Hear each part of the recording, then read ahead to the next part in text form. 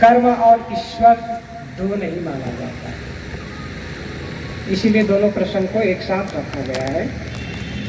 पौराणिक परंपरा के अनुसार ईश्वर की कल्पना ही की गई है, सृष्टि की रचना करने वाला, कर्म फल भोग देने वाला और सुख दुख देने वाला। इन्हीं तीनों अवधारणा के आधार पर ईश्वर की कल्पना की गई है। सृष्टि की रचना कहा गया है कि सृष्टि की रचना ईश्वर करता है, कर्म फल भोग दाता ईश्वर है, और तीसरी बात सुख दुख के दाता भी ईश्वर है। प्रश्न होता है, आदमी कर्म करता है, मनुष्य कर्म करता है,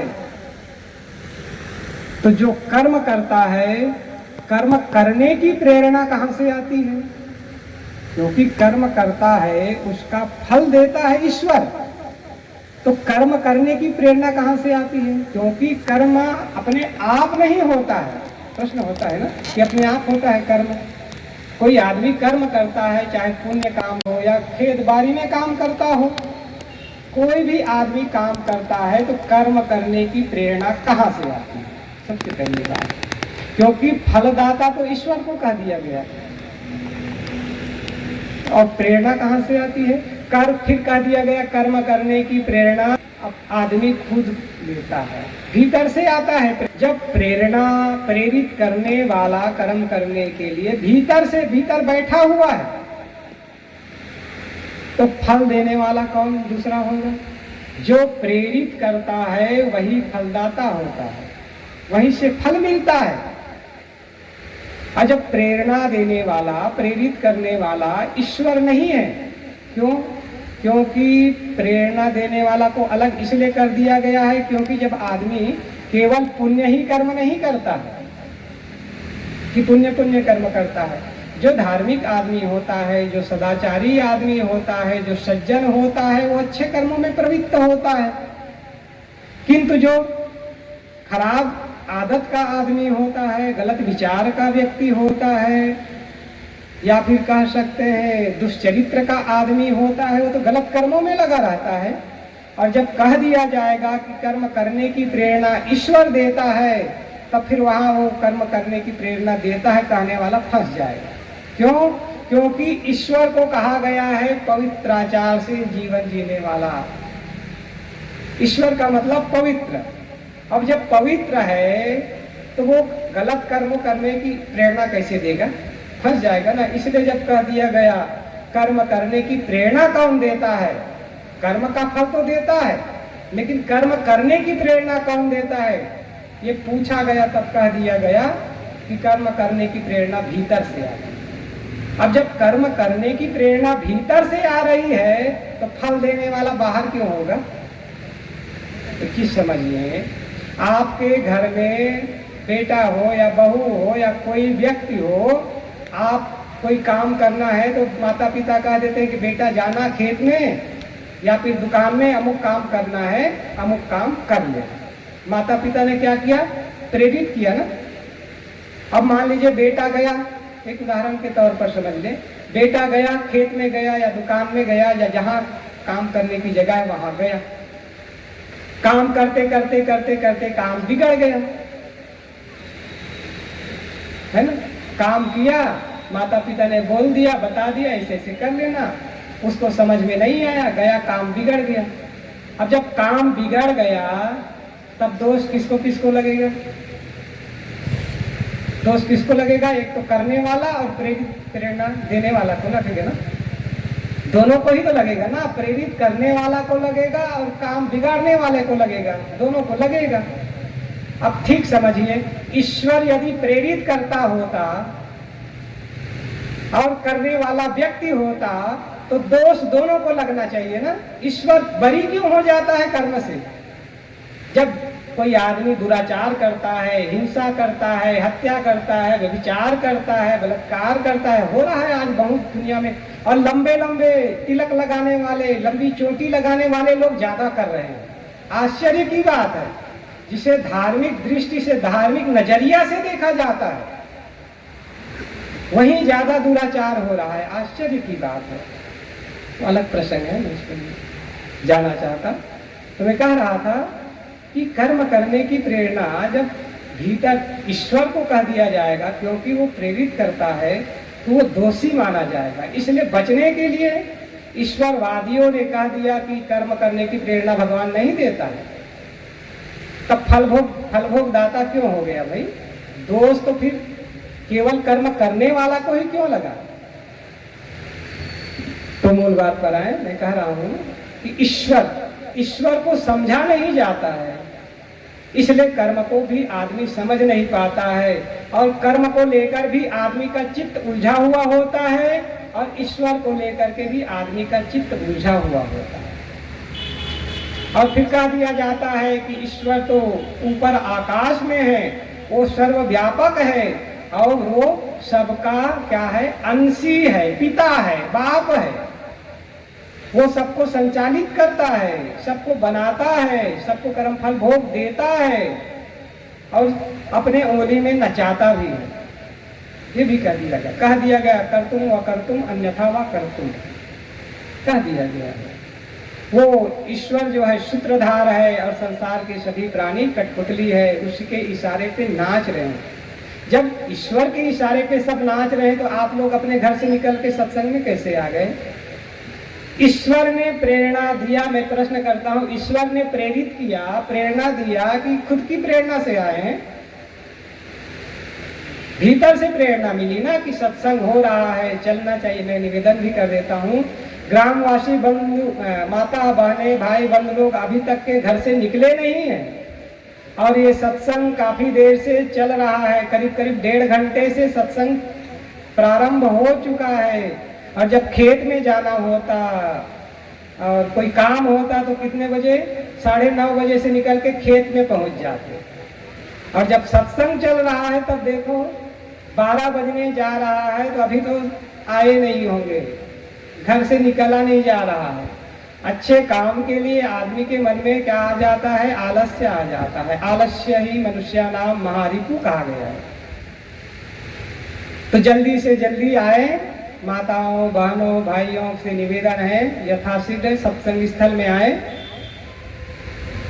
तो मैं कह रहा था कि ईश्वर प्रेरित नहीं करता है, प्रेरणा नहीं देता है। ये एक अवधारणा है। अवधारणा, मान्यता उसे कहा जाता है जो नकली होता है, मनुष्य उसे मान लेता है केवल। जैसे स्कूल में बच्चे पढ़ते हैं, गणित का कोई प्रश्न होता है, उसे हल करने के लिए शिक्षक बच्चों को पढ़ाता है। ब्लैक बोर्ड में लिखता है x बराबर मान लो 10, और वो सवाल को हल करता है, आंसर आ जाता है। x बराबर 10 भी मान सकता है, x बराबर 5 भी मान सकता है, आंसर आएगा उतना ही। मानने में आप स्वतंत्र हैं, चाहे 5 माने चाहे 10 माने। ठीक वैसे ही ईश्वर माना गया है, ईश्वर है नहीं। जो काल्पनिक ईश्वर है वो है नहीं। यदि ईश्वर है भी, दोनों बातें हैं। काल्पनिक जो बाहर आकाश में ईश्वर नहीं है, किंतु ईश्वर है भी, तो वो सबके घट में है। वो कौन है ईश्वर? ईश्वरः सर्वभूतानां तिष्ठति दशांगुलम, ये गीता में कहा गया है। उपद्रष्टा अनुमंता भर्ता भोक्ता महेश्वरः चाप्युक्तो देहे अस्मिन् पुरुषः परः, ये हमारे गीता में कहा गया है। गीता को कहा जाता है कृष्ण की रचना है, और कृष्ण को कहा गया है पर ब्रह्म परमात्मा के रूप में माना गया है। ईश्वर रूप कृष्ण है।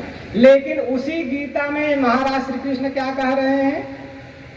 उसी गीता में उपद्रष्टा अनुमंता भर्ता भोक्ता, उपद्रष्टा देखने वाला, अनुमंता मनन करने वाला, चिंतन करने वाला, उपद्रष्टा अनुमंता भर्ता भरण करने वाला, भोक्ता कर्म कर लिया तो फल भोग भोगने वाला।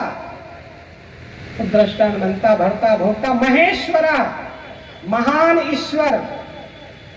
चा उपयुक्तो, ये 4-5 बात बताई गई है। चा उपयुक्त, और भी चाप्युक्तो देहे अस्मिन, देह के अंदर, देह के भीतर स्थित पुरुषः परः, परम पुरुष परमात्मा ईश्वर भीतर में निवास करता है। ये क्यों कह रहा है? ये गीता कह रही है। और उसी गीता के अनुसार लोग कहते हैं श्री कृष्ण महाराज पर ब्रह्म परमात्मा है, और उसी गीता में कहा जा रहा है वो ईश्वर घट में। तो दोनों बातें एक हो सकता है, या तो ऊपर आकाश में होगा या तो घट में होगा। दोनों कैसे हो सकता है?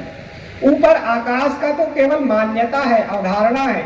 हाँ, घट में है वो वस्तुता है। कोई कह सकता है कैसे है, प्रश्न हो सकता है ना, ईश्वर कैसे है, हम माने कैसे? ईश्वर शब्द में ही वो अर्थ छिपा हुआ है। कैसे छिपा हुआ है? ई का मतलब होता है इशारा। आप क्या कहते हैं? कोई दूर जाता हुआ आदमी है तो क्या करें? अरे वो जा रहा है, वो, या ओ शब्द का प्रयोग करते हैं, वो दूर जा रहा है। और जब दूर से अपनी ओर आ रहा है तो कहीं इधर आ रहा है, इधर ई। तो नजदीक के लिए ई शब्द का संकेत किया जाता है और दूर के लिए वो शब्द का संकेत किया जाता है। तो ई शब्द संकेत कर रहा है भीतर की ओर, संकेत करके कह रहा है स्वर। स्वर निकल रहा है ना, मैं बोल रहा हूं तो आप सब बोलते हैं तो स्वर निकलता है ना। भीतर संकेत करके कहा जा रहा है स्वर निकालने वाला ही ईश्वर है। ईश्वर शब्द कह रहा है कि भीतर से जो स्वर निकालता है, आवाज निकालता है, वही ईश्वर है। बता तेरे मुख से कौन बोलता है, तू बोलता है कि मुखे बोलता है। बता तेरे मुख से कौन बोलता है, ये मैं की आवाज आती कहाँ से, ये मैं की आवाज आती कहाँ से। बैठा वहाँ कौन आती जहाँ से। तो कहने का तात्पर्य है ये मैं का आवाज करने वाला कौन है? स्वर निकालने वाला ही तो ईश्वर है। ये तो सटीक अर्थ है, लेकिन इसे न जानने के कारण से, न जानने के कारण से नहीं, पेट धंधा के कारण से कहना चाहिए, सीधी सीधी बात। पेट धंधा चलाने के लिए पंडित पुरोहितों ने लोगों को भटका रखा है कि तुम्हारा ईश्वर, तुम्हारा परमात्मा, तुम्हारा भगवान, तुम्हारा प्राप्तव्य, तुम्हारा इष्ट कहीं ऊपर आकाश में है, उसकी तुम संतान हो, अंश हो। और दूसरी बात और भटका दिया गया, तुम अंश हो कह दिया गया। तो ईश्वर के संबंध में चर्चा आ रही, तो मैं कह रहा हूं एक गीता में ही नहीं कहा गया, रामायण को उठाकर देख लो। रामायण तो राम के चरित्र के रूप में लिखा गया है, और राम को भगवान के रूप में दर्शाने के लिए रामचरितमानस की रचना की गई है। तो रामायण को उठाकर देखते हैं तो रामायण में महाराज श्री राम क्या कह रहे हैं? अस प्रभु हृदय अछत अविकारी, दीन जान सब जीव दुखारी। राम क्या कह रहे हैं? अस प्रभु, जिस प्रभु को तुम पाना चाहते हो, जिस ईश्वर के दर्शन के लिए तुम लालायित हो, जिस भगवान के दर्शन के लिए तुम भटक रहे हो, वो प्रभु, अस प्रभु। हृदय कहाँ संकेत कर रहा है? हृदय। अस प्रभु हृदय अक्षत अविकारी, वो अक्षत है, अविनाशी है, अविकारी है। इतनी बात को न जानने के कारण दीन जान सब जीव दुखारी। साफ साफ गोस्वामी जी राम जी के मुख से कहलवा रहे हैं, इतनी छोटी सी बात को न जानने के कारण से संसार के सभी प्राणी दीन और दुखी हैं। ये रामायण में कहा जा रहा है, जिस परमात्मा को तुम ढूंढते हो, खोजते हो, पाना चाहते हो, वो कहीं आकाश में नहीं है, वो तुम्हारे घट में बैठा हुआ ईश्वर है। और सतगुरु कबीर साहब की भाषा में कहे हैं, मोको कहाँ ढूंढे बंदे, मैं तो तेरे पास में, ना तीरथ में, ना मूरत में, ना काशी कैलाश में, खोजी होए तुरंत मिल जाऊं, पल भर की तलाश में। पानी में मीन पियासी, मैं सुन सुन आवे हासी, आत्म ज्ञान बिना नर भटके, कोई मथुरा कोई काशी। सदगुरु कबीर साहब की साकी तो सदगुरु कबीर साहब की वाणी तो आत्मज्ञान पर ही है, उनका सिद्धांत ही है जीववाद सिद्धांत। रामायण, गीता, जितने भी ग्रंथ हैं पौराणिक ग्रंथ, उनका सिद्धांत है परमात्मवाद सिद्धांत, प्रमुखापेक्षी बनाने वाला सिद्धांत है। और सदगुरु कबीर साहब का सिद्धांत आत्मवादी सिद्धांत है और आत्माभिमुख बनाने वाला सिद्धांत है। अब कोई आदमी कुछ चाहे और परावलंबी हो तो क्या उसकी चाहना पूरी होगी? नहीं हो सकती है। तो आदमी को परावलंबी बनाया जा रहा है। मैं कह रहा था कि दूसरी बात कह दिया गया है, ईश्वर तुम्हारा बाप है, ईश्वर आपका अंशी है। ये भी बड़ी विचित्र बात है। अंश अंशी की बात कह करके गीता में भी वही बात कहा गया है, रामायण में भी वही बात कहा गया है। गीता में क्या कह दिया गया है? ममैवांशे जीवलोके सर्वभूता सनातना। ईश्वर आपका अंश है। कह दिया गया ममैवांशे, मेरा अंश है। कौन अंश है? जीव। कृष्ण महाराज कर रहे हैं ममैवांशे जीवलोके, जीव संसार के सभी जीव मेरा अंश है। सर्वभूता सनातना, और सभी प्राणियों के अंदर में वो सनातन है। जीव सनातन है। अब सनातन भी और अंश भी कैसे हो सकता है? यदि अंश होगा तो सनातन नहीं होगा, और सनातन होगा तो अंश नहीं होगा। तो ये गीता में कहा गया है। रामायण में क्या कहा गया है? ईश्वर अंश जीव अविनाशी, चेतन अमल सहज सुख राशि। रामायण में कह दिया गया है ईश्वर का अंश है जीव, और चेतन अमल सहज सुख राशि। और चेतन निर्मल है, जीवात्मा निर्मल है, और सहज सुख की राशि। दोनों चीजें कैसे हो सकता है? अविनाशी, सनातन और अंश, दोनों बातें नहीं हो सकती है। अंश अविनाशी नहीं हो सकता है, सनातन नहीं हो सकता है, और अंशी भी सनातन और अविनाशी नहीं हो सकता है। अखंड निरवयव आत्मा जब होगा तो वो अविनाशी होगा, अंश नहीं हो सकता है। तो दोनों बातें, ये भी बातें समझने लायक है। आदमी न जानने के कारण से, न समझने के कारण से अपने आप को परिच्छिन्न मानता है, किंचिज्ञ मानता है, नानत्व मानता है, कठपुतली मानता है, और मान लेता है भगवान जो कुछ करेगा, जो कुछ चलाएगा, जैसा चलाएगा वैसा हम चलेंगे, जैसा कराएगा वैसा हम करेंगे, जैसा जीवन में कर्म फल भोग देंगे वैसा फल भोगेंगे। अब कर्म तो खुद कर रहा है, कह रहा है कि जैसा कर्म फल भोग देंगे वैसा भोगेंगे। भाई कर्म आप कर रहे हैं तो कर्म का फल भोग आप भोग रहे हैं, तो ईश्वर देने वाला कौन हो गया? बीच में बिचौलिया हो गया क्या? तो दूसरी बात, ईश्वर के संबंध में आदमी भटका हुआ है। कोई कह सकता है चलो ईश्वर घट में है, मान लेते हैं, शब्द कह रहा है, ईश्वर संकेत कर रहा है। कोई कह सकता है भगवान तो बाहर होगा। तो हमारे ऋषि लोग कहते हैं, ऋषि क्या कहें, चार वक्त दर्शन का ये सूत्र ही है, मिट्टी, पानी, आग, हवा, आकाश, भाषे भूमि, गा से गगन, वा से वायु, आ से अग्नि, और ना से नील। ये पंच महाभूतों के संविहित शरीर के अंदर रहने वाला आत्मा ही भगवान है। तो भगवान भी बाहर नहीं। अब कोई कह सकता है परमात्मा बाहर होगा। ईश्वर घट में, भगवान घट में, तो परमात्मा बाहर होगा। अब और परमात्मा कहाँ है वो भी समझ लें।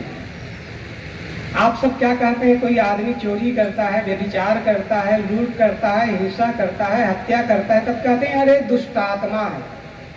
आत्मा तो है, लेकिन दुष्ट कर्म करने के कारण से वो दुष्ट आत्मा है। किसी ने समझाया अरे इतने गलत कर्म कर रहे हो, कर्मों का फल भोग मिलेगा, तुम्हें काटा मारा सताया जाएगा, तब तुम्हें कैसे लगेगा? तो लोग उसकी संवेदना जागृत हुई तो समझा कि अरे इतना गलत कर्म करना, अघ कर्म करना, पाप कर्म करना, इसका फल जब मिलेगा तो असह दुख सहना पड़ेगा।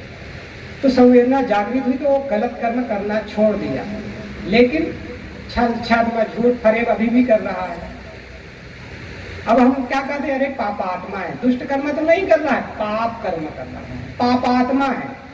अभी भी ये आत्मा तो है लेकिन पापात्मा है। लोगों ने और समझाया पाप कर्म का भी फल मिलेगा, दुख के रूप में सहना पड़ेगा।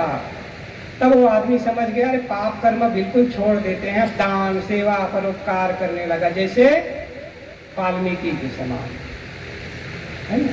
वाल्मीकि सुधर गए, रत्नाकर सुधर गए तो वाल्मीकि हो गए। तो सुधर गए, दान सेवा परोपकार करने लगे। तब हम क्या कहेंगे, अब आदमी वही है, व्यक्ति वही है, उसी को हम क्या कहेंगे, जब दुष्ट कर्म कर रहा था तो दुष्ट आत्मा, पाप कर्म कर रहा था पापात्मा, और पुण्य कर्म करने वाला पुण्यात्मा। व्यक्ति वही है और विशेषण बदलते चला जा रहा है।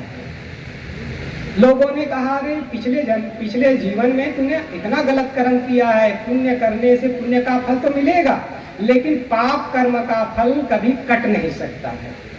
तो लोगों ने पूछा फिर क्या करना पड़ेगा, अरे त्याग तप संयम साधना करना पड़ेगा। ज्ञान वैराग्य की अग्नि से कोई भी कर्म दग्ध हो जाता है, हर कर्म दग्ध हो जाता है, पाप पुण्य कर्म वैराग्य और साधना से।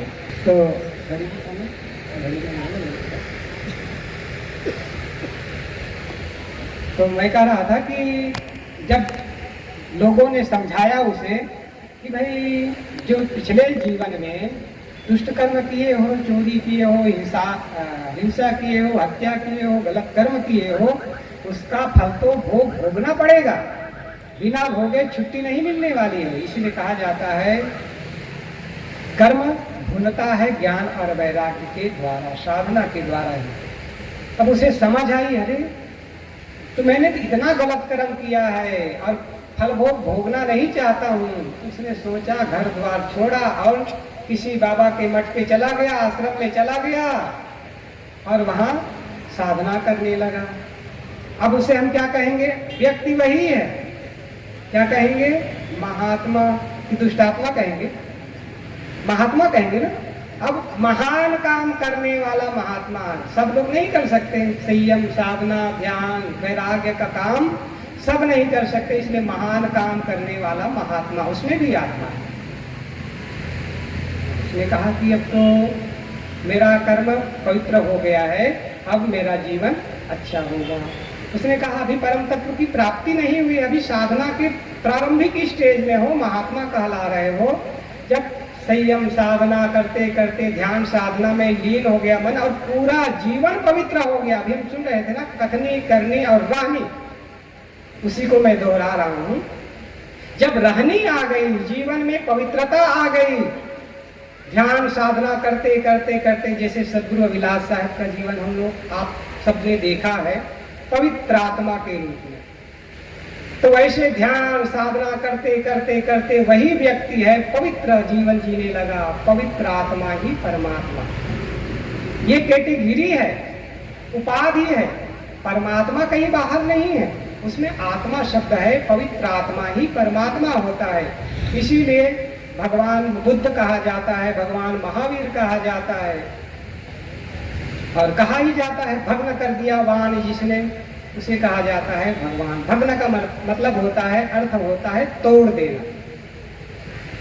इसीलिए आप सब सुनते होंगे कोई मंदिर पुरानी प्राचीन कालीन मंदिर होता है, उसे कहा जाता है उसका भग्नावशेष पड़ा हुआ, अर्थात टूटे हुए उसकी मूर्तियां और अवशेष पड़े हुए। भग्न का अर्थ होता है टूटा फूटा, छत विछत। तो जिन्होंने अपने अंदर के विकारों को, अंदर के दोषों को तोड़कर छित विछत कर देता है और जीवन को निर्मल कर लेता है, वही भगवान होता है।